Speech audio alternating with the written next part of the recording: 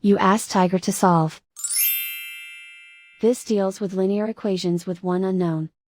The final result is y equals 9/2.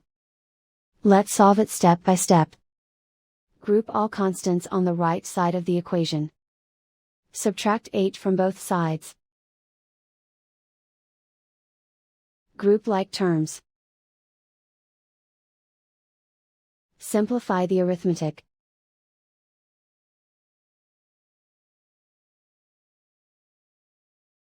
Isolate the y. Divide both sides by 4. Simplify the fraction. Find the greatest common factor of the numerator and denominator. Factor out and cancel the greatest common factor. And so the final result is y equals 9/2.